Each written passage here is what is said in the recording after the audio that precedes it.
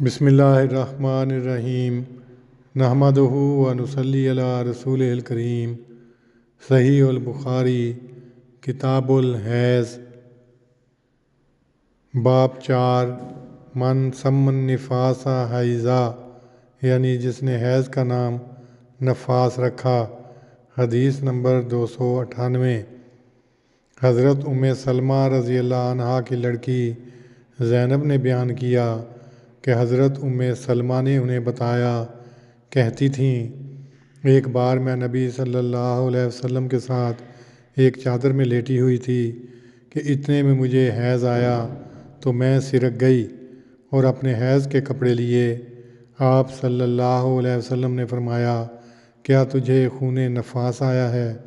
میں نے کہا ہاں، تو آپ نے مجھے بلایا اور میں اسی چادر میں آپ کے ساتھ لیٹ گئی۔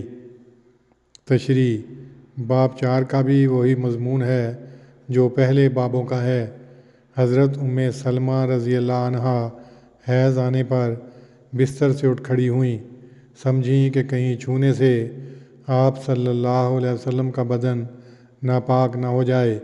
نبی صلی اللہ علیہ وسلم نے ان کو اپنے ساتھ لیٹے رہنے کے لیے فرمایا۔ اگلے باب میں اس کی مزید وضاحت کی گئی ہے۔ عنوان باب میں لفظ نفاس کی تشریح ضمناً کی گئی ہے۔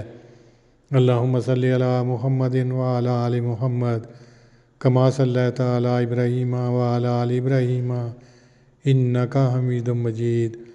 اللہم بارک علی محمد وعلی آل محمد کما بارکت علی ابراہیم وعلی آل ابراہیم انک حمید مجید۔